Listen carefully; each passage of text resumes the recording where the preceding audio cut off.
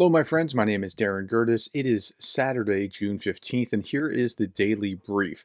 1,090 Russians off the battlefield, 20 tanks off the battlefield, 29 armored combat vehicles, 37 artillery pieces, 57 vehicles and fuel tanks, 12 special equipment.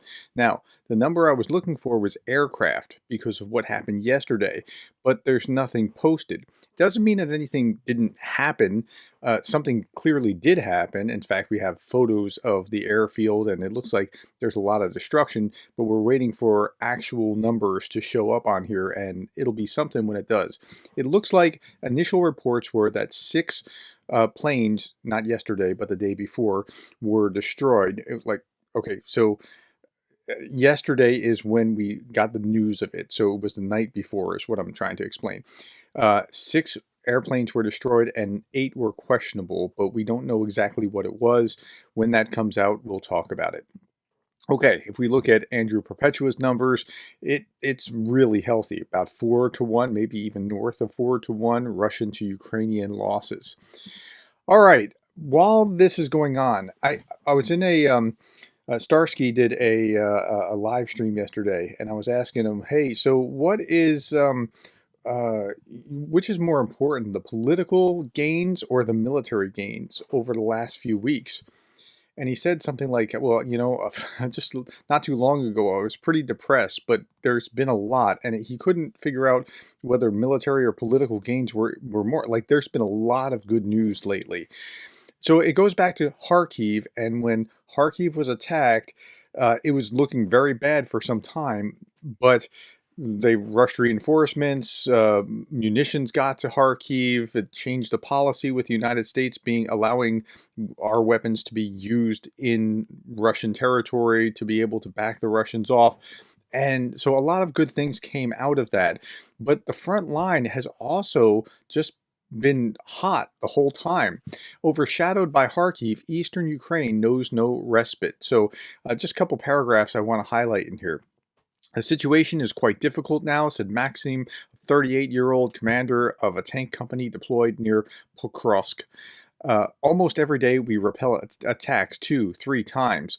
There's been a clear increase in enemy personnel, and they also have brought in vehicles, heavy vehicles, and artillery that can fire at long range, said Maxim said, describing fighting over recent days. It's one of the hottest areas here. A little bit further down, it's difficult for many to remain optimistic, said Danilo, a 23-year-old drone operator who goes by the nom de guerre Macron.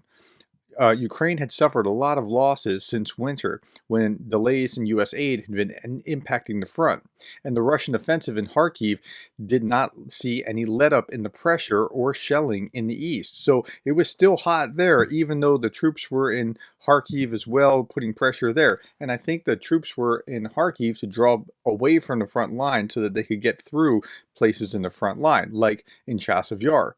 The conquest of Chasiv Yar, whose several hundred residents now live under constant fire, could bring about a major Russian breakthrough. Hasn't happened, but it could. Russian forces have not broken through the town's outskirts for now, but they are constantly trying to get in, and I think that's really what the game about Kharkiv was. It wasn't to take Kharkiv itself, it was to break through somewhere else in the line by drawing away troops. Okay.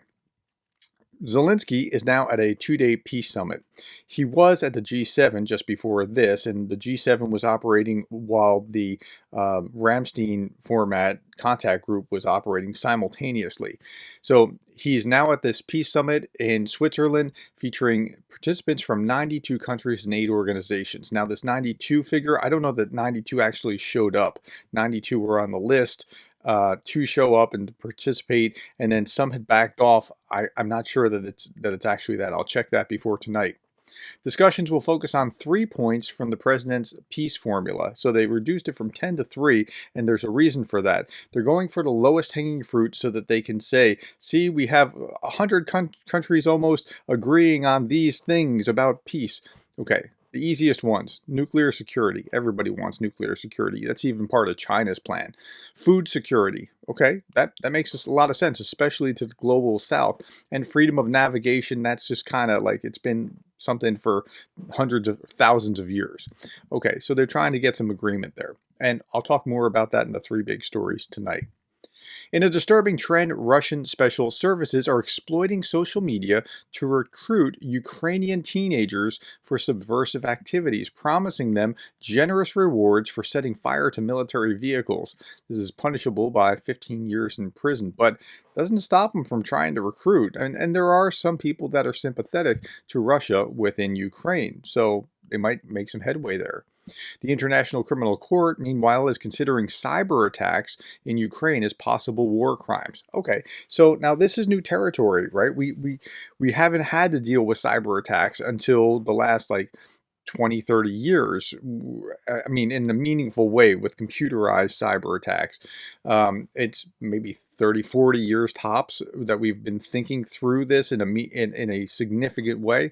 Hacker intrusions into infrastructure facilities have caused significant problems with electricity and water supply, as well as with mobile communication outages. Mobile communication has been probably one of the largest ones that has been, or the most prominent of these, but they're looking at this as a criminal court is looking at this as a potential war crime now, and that's really interesting.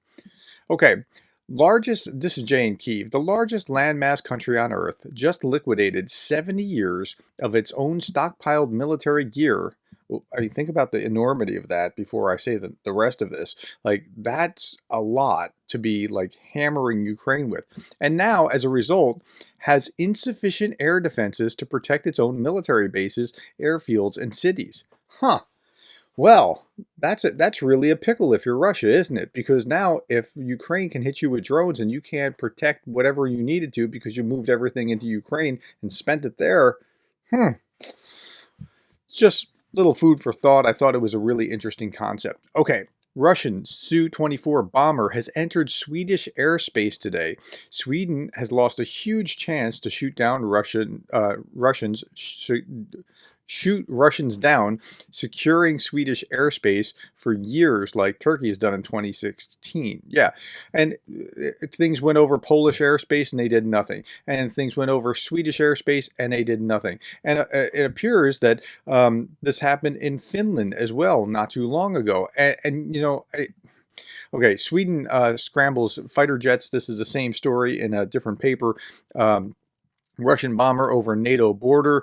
Sweden scrambled a pair of fighter jets to intercept a Russian Su-24 aircraft that crossed into NATO airspace on Friday. The Russian behavior is not acceptable, so we're going to say it's not acceptable, but what are you going to do about it, right? Not acceptable and shows a lack of respect for our territorial integrity.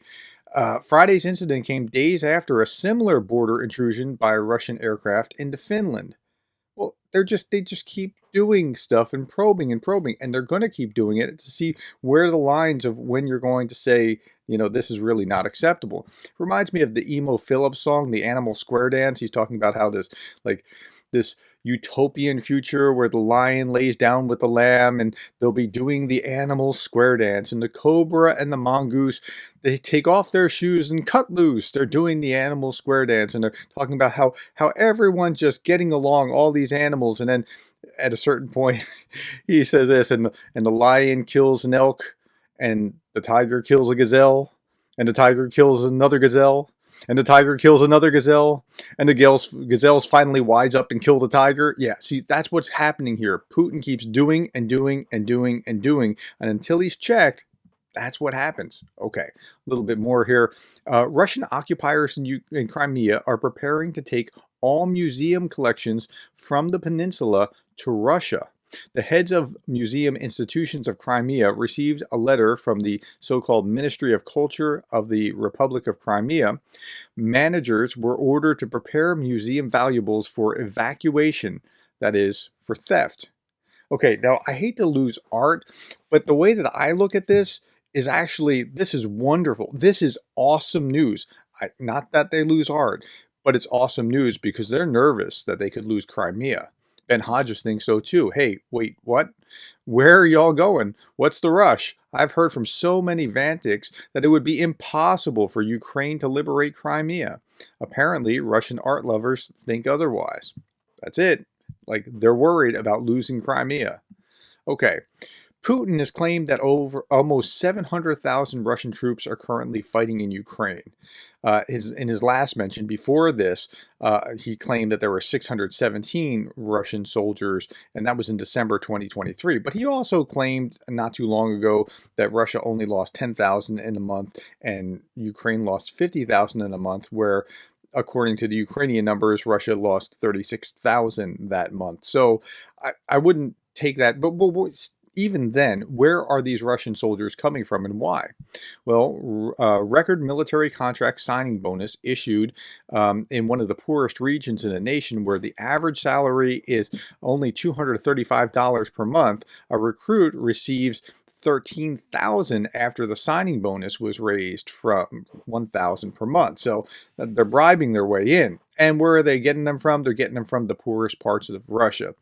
This is Jason J. Smart. Percent of Russian men 18 to 49 who have participated in the Ukrainian war. Moscow and St. Petersburg have a 0.2% of men having served.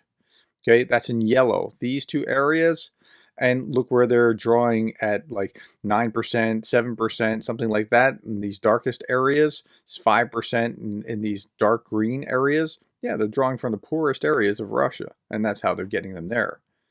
Okay, Russia's bombed itself at least 94 times since March. The 94th bomb found its target on an apartment building on the border of Ukraine in the Belgorod region. There are casualties, and that's pretty ugly. Finally, I'll leave you with this. We do this, and going back to that 3-week special military operation, which, by the way, at about this point, we're on the 40th. We're either on the 39th or the 40th special military operation. Think about that. If you go by 3 weeks special military operations, we're on the 39th or 40th. We do this not because it's easy, but because we thought it would be easy. Okay, well, there we are. Thank you for your time. Thank you for the likes, the shares, the subscribes, and thank you for being the kind of person that cares about Ukraine.